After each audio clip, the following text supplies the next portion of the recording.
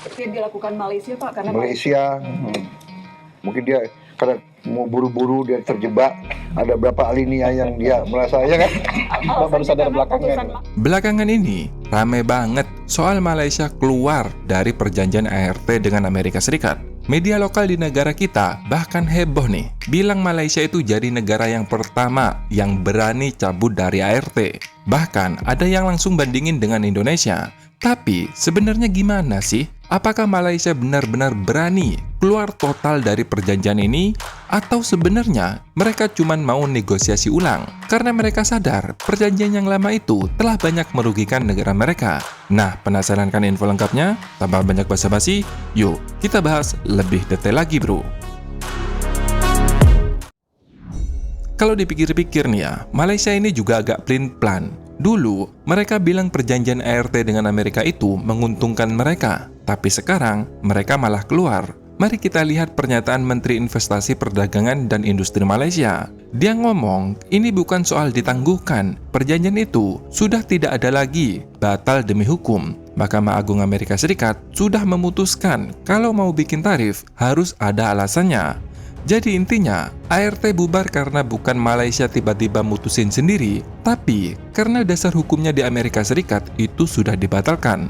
Nah, bedanya dengan Indonesia, meski tarif yang ditetapkan Trump dulu sudah dibatalkan oleh Mahkamah Agung Amerika Serikat, tapi Indonesia tetap nggak membatalkan perjanjian ART.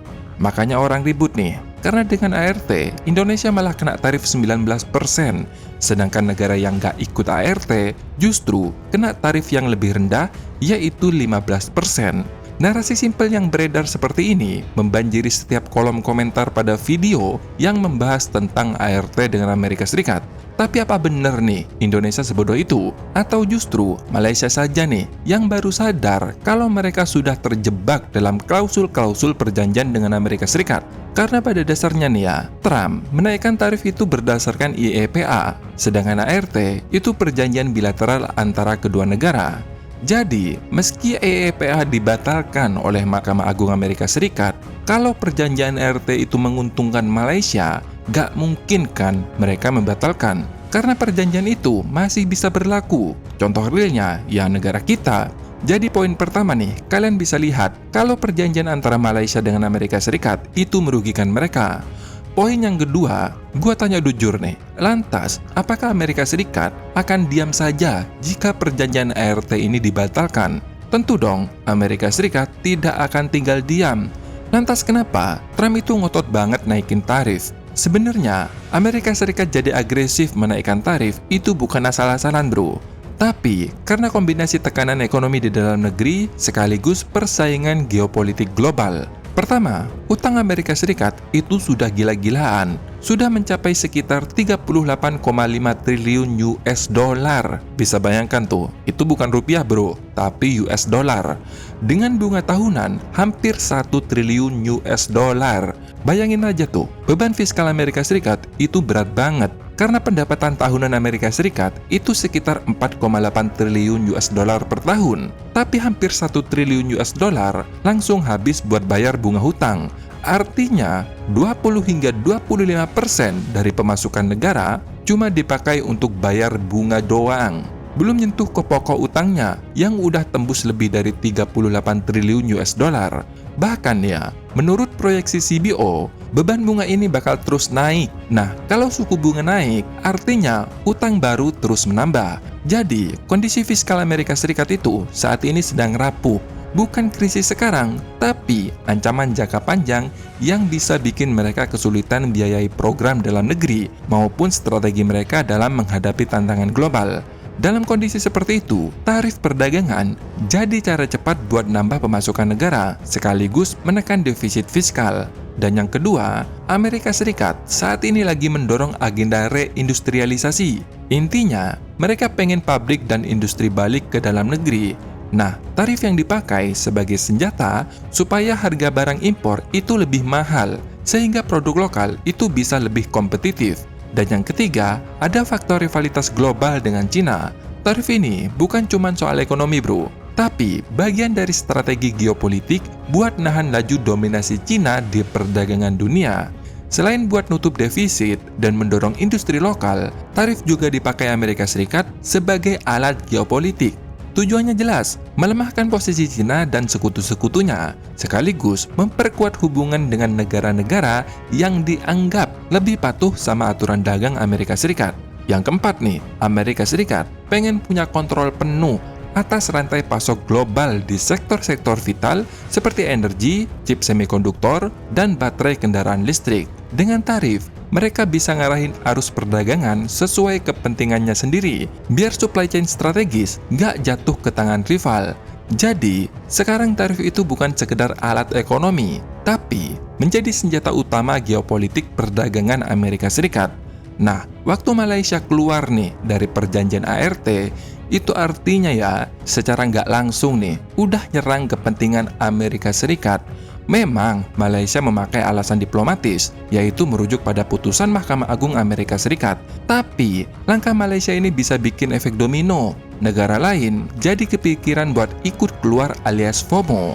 Kalau makin banyak negara yang cabut, posisi Amerika Serikat buat mempertahankan legitimasi ART bakal makin lemah. Nah, inilah yang bikin Amerika Serikat gak bakal biarin perjanjian dagang itu runtuh begitu saja. Bahkan ya, bakal makin agresif.